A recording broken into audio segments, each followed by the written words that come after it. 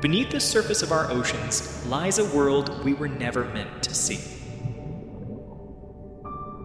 A realm where light dies and life takes on forms that shouldn't be possible.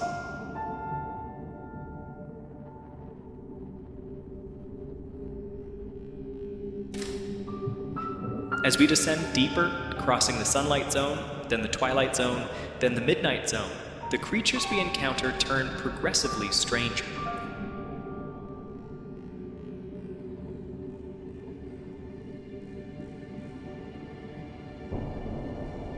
We've sent rovers to Mars, we've mapped distant galaxies, but the deep sea? We've explored less than 5% of it. We know more about the surface of the moon than we do about what's happening 6,000 feet below our own oceans.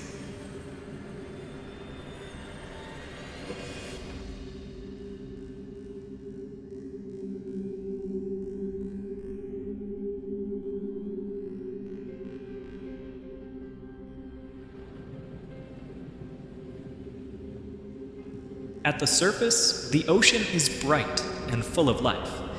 Sunlight fuels plankton blooms, which feed fish, which feed entire food chains stretching from coral reefs to whales. But drop below 200 meters, and that light begins to fade. We are now entering the twilight zone, a vast belt of ocean stretching down to a kilometer deep. Here, the sun's rays are too weak for photosynthesis. The forests of plankton vanish. There are no plants, no green energy. Only the slow snowfall of particles drifting from above. Tiny fragments of plankton, waste, and the remains of the dead. Scientists call it marine snow. To us, it looks insignificant. To the creatures here, it is life itself. And where there is food, there is life. But not life as we know it. The animals of the Twilight Zone have evolved into some of the strangest forms on Earth. Many are transparent, their bodies like glass. The glass squid drifts with organs barely visible, a ghost against the blue. The glass octopus is almost invisible, its eyes the only solid feature. Why so many species take on transparency here is still a mystery. It may be camouflage, a way to vanish in the faintest light. Or perhaps a way to conserve energy in a world where every pigment costs more than it gives back. Others choose the opposite strategy, not invisibility, but light. In the gloom, some creatures create their own glow through a chemical reaction known as bioluminescence. To us, it's dazzling, flashing dots, glowing patterns, entire bodies flickering like lanterns. But here, light is survival.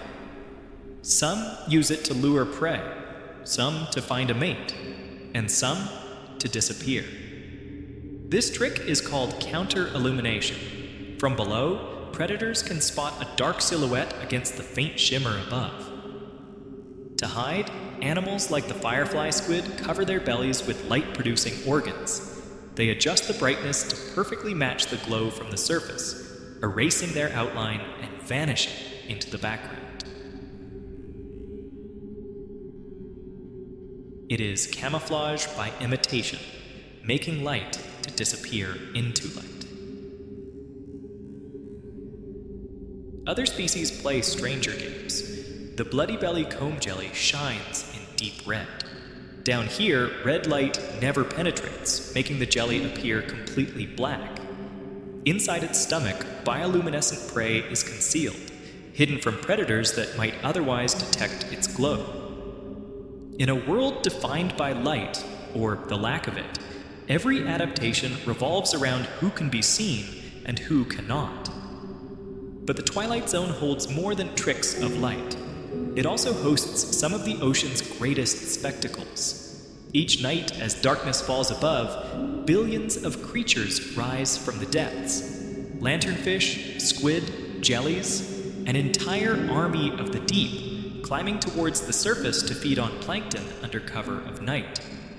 At dawn, they sink back down, vanishing into the gloom. This vast daily movement is called the diel vertical migration.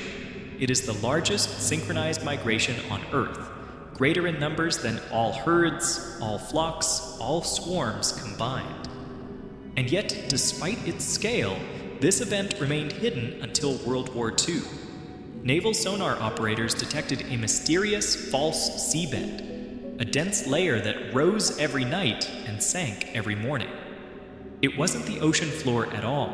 It was life, an entire invisible world moving as one. The Twilight Zone is where the familiar rules of life begin to bend, where transparency is armor, where light is used to hide, where billions of animals rise and fall in a rhythm older than humanity itself. This is the threshold of the deep, the first layer of a world we still cannot explain. Past 1 kilometer, all sunlight disappears. We have reached the Midnight Zone, a realm stretching down to 4,000 meters. Here, there is no dawn, no dusk, only endless night. Temperatures hover just above freezing. The pressure is hundreds of times greater than at the surface. To human eyes, this seems like a world where nothing could survive. And yet, it is here that evolution becomes most creative. Take the dragonfish. Unlike most creatures, it can produce red bioluminescence. To most eyes in the deep sea, red light is invisible, which makes the dragonfish's glow a private searchlight. It illuminates prey without giving itself away. Even more mysterious, its eyes are specially adapted to detect this hidden color.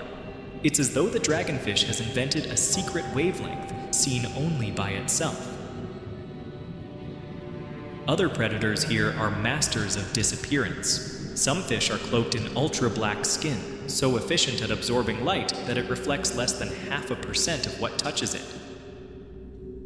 Even when a spotlight from a submarine beams directly on them, they almost vanish. And then there are the anglerfish. Perhaps the strangest hunters in the deep. The female dangles a luminous lure in front of her mouth, drawing in unsuspecting prey. But her greatest mystery lies in reproduction. Males are born tiny, weak, and helpless. Their only task is to find a female, a nearly impossible feat in the vast dark ocean. When he does, he latches onto her with special jaws, fusing his body into hers. His organs wither away until he is little more than a sack of sperm, permanently attached, nourished by her blood. It is one of the most extreme forms of sexual adaptation known in the animal kingdom. Not every animal here is a hunter. Some are opportunists, scavengers, waiting for the fall of food from above. A single whale carcass sinking to this depth becomes an oasis, feeding entire communities for decades. And yet, even with submersibles, what we know of this zone is fragmentary. For every species documented, scientists believe dozens remain unknown. Each dive into the Midnight Zone uncovers creatures never before seen by science. Animals with glowing eyes, needle-like teeth, or bodies so fragile they disintegrate when brought to the surface. This is the Midnight Zone, a world where light is weapon, where invisibility is survival, where even reproduction follows rules beyond our imagination. 4 kilometers down, we leave the open waters and touch the bottom of the abyss. This is the abyssal plain, one of the largest habitats on Earth, covering more than half of the planet's surface. And yet, it is also one of the least understood. Here, there are no landmarks, no coral reefs, no kelp forests, no towering mountains. Only a vast desert of mud stretching for thousands of kilometers in every direction. Temperatures never rise above 4 degrees Celsius. Food is scarce. Survival here demands strategies unlike anywhere else on Earth. One adaptation is size. Many animals of the abyss are giants compared to their shallow water relatives. Giant isopods, the size of puppies, scuttle across the sediment.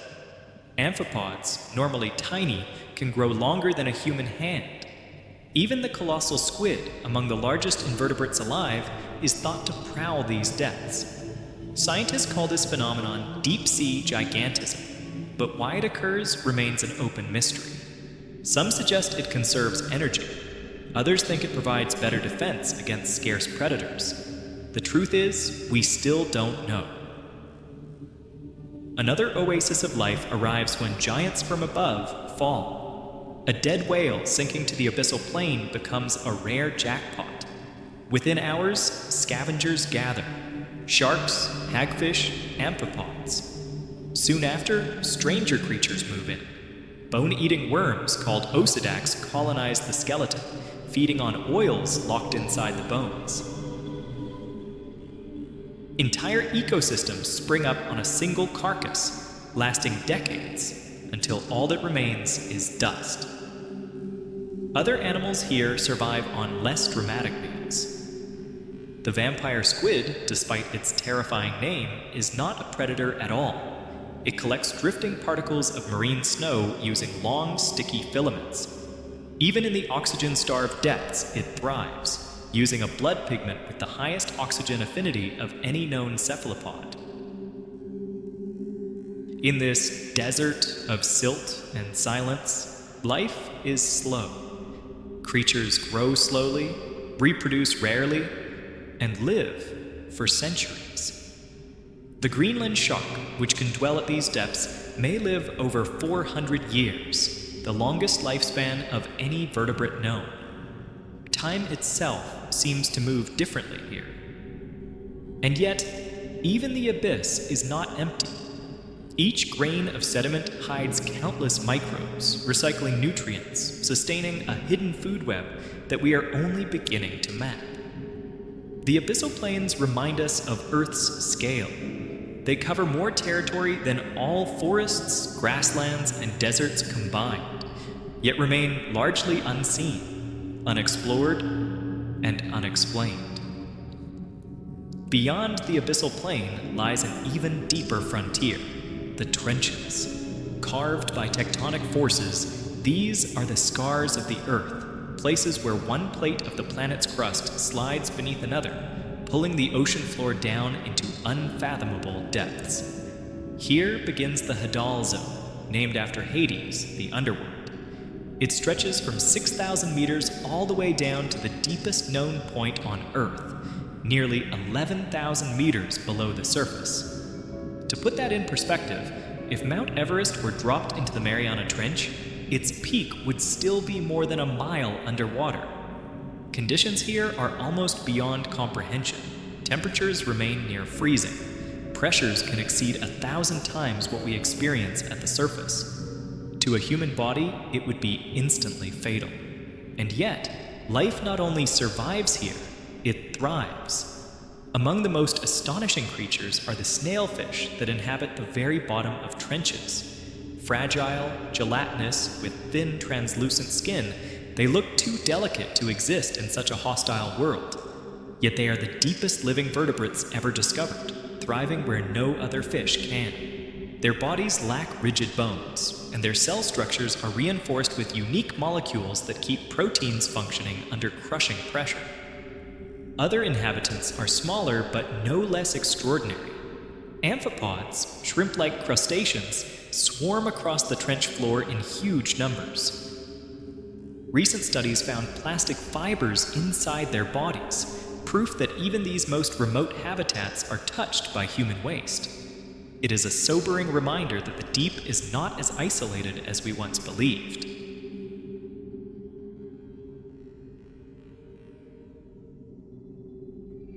At hydrothermal vents along trench walls, life takes an even stranger turn. Here, microbes feed not on sunlight or marine snow, but on chemicals spewing from the Earth's crust. Hydrogen sulfide, methane, even metals dissolved in superheated water. Entire communities of worms, clams, and crabs depend on these microscopic pioneers. It is a food web based on chemistry, not photosynthesis, showing us that life can exist in conditions utterly alien to the surface. These discoveries fuel a larger question. If life can adapt to such extremes here on Earth, could it not also exist on other worlds? Icy moons like Europa and Enceladus hide oceans beneath their frozen crusts, warmed not by sunlight but by internal heat.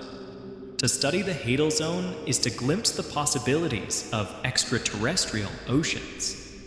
And yet, despite its importance, we know almost nothing about the trenches. Fewer people have visited the Mariana Trench than have stood on the surface of the moon. Each dive brings back creatures unknown to science, from translucent sea cucumbers drifting like parachutes, to gelatinous blobs with no clear anatomy, to microbes whose metabolisms remain a mystery. For centuries, humans imagined the trenches as lifeless voids, silent graves beneath the sea. What we've found instead is resilience, life that bends, reshapes, and reinvents itself to endure the most extreme pressures imaginable. For all we have seen, the deep sea remains a world of questions. More than 80% of the ocean is still unexplored. Each dive into the depths, each ROV expedition, brings back creatures never before imagined. Transparent fish, glowing worms, jellies that break every rule of biology. It is a world where discovery is not rare, but constant.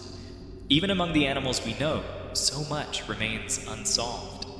Why do so many deep-sea creatures grow to enormous sizes? The giant isopods, the colossal squid, the amphipods the length of a human hand. Why do others turn nearly invisible, or cloak themselves in ultra-black skin that absorbs almost all light?